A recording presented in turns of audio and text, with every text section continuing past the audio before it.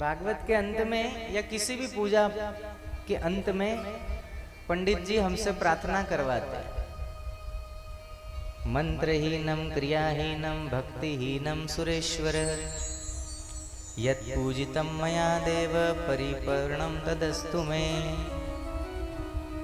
कि हे मेरे नाथ, इस पूजा में किसी प्रकार की त्रुटि रह गई हो तो हमको क्षमा करना। जैसे श्रोता और वक्ता, यहां भी यज्ञ हो रहा है, आपके कान रूपी कुंड में ये भागवत के शब्दों की आहुतियां जा रही है। यहां भी एक ज्ञान यज्ञ हो रहा है, वो एक यज्ञ बाहर का जिसमें यज्ञ सामग्री डाली जाती है आहुतियों में, स्वाहा स्वाहा करके। ये ज्ञान यज्ञ में भागवत के शब्दों का हवन होता है हमारे कानों में, और जिसके अंदर जितनी अनन्यता की अग्नि जली होगी उसने उतने ही शब्दों को पचा लिया होगा, और जो जितना इन शब्दों को पचा पाएगा, जीवन में धारण कर पाएगा, उसका जीवन दैदीप्यमान हो जाएगा, प्रकाशित हो जाएगा, उसकी और भगवान की दूरी कम होती जाएगी।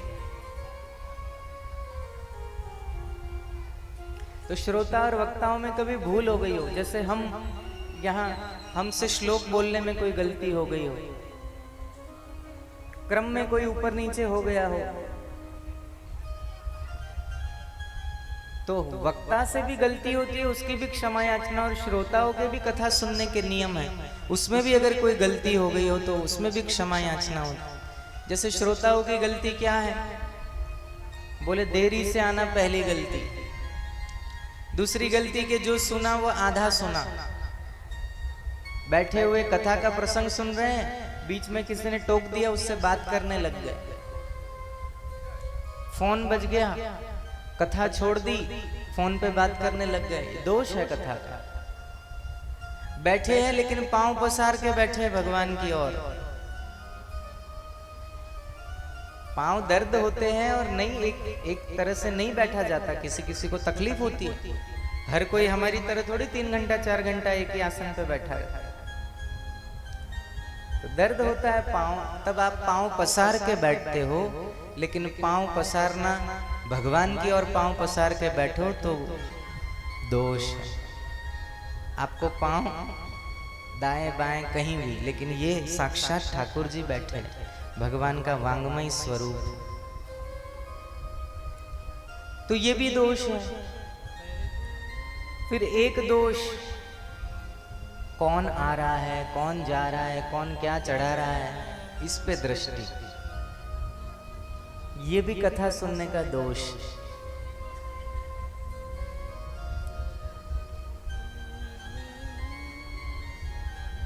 इतनी तन्मयता होनी चाहिए कथा में कि एक आपको सत्य घटना बताते हम।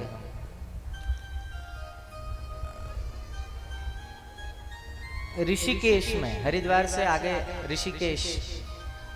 ऋषिकेश में गंगा किनारे सत्संग चल रहा था, और एक महात्मा सत्संग कर रहे थे और बहुत सारे संत उनको सुन रहे थे। तो गर्मी के दिन थे, शाम का समय था, गंगा जी के किनारे बैठकर सत्संग हो रहा था, और अचानक से कहीं से ठंडी हवा आई। तो सत्संग शुरू था और वो 2 साधु आपस में, वैसे तो सभी कथा सुन रहे थे, लेकिन एक साधु उसमें से बोल पड़े, वाह वाह कितनी ठंडी हवा आई, हाँ सुकून मिला, ऐसी हवा चलती रहे, बहुत गर्मी हो रही। तो उनका बोलना हुआ, और ये आसपास जो शांति से अनन्यता से कथा सुन रहे थे उनको विक्षेप हुआ। उन्होंने कथा जब सुन ली, पूरी हो गई कथा, उसके बाद वो जो साधु बीच में बोल पड़े कि वाह बहुत ठंडी बढ़िया हवा चल रही, तब सब साधुओं ने मिलकर उन्हें कहा कि तुमको समय कैसे मिल गया कथा छोड़कर ठंडी हवा का अनुभव करने का। ठंडी हवा का स्पर्श हमें भी हुआ, तुम्हें भी हुआ, लेकिन ठंडी हवा के स्पर्श का हमारे चित्त पर असर नहीं हुआ। तुम्हारे चित्त पर असर क्यों हुआ?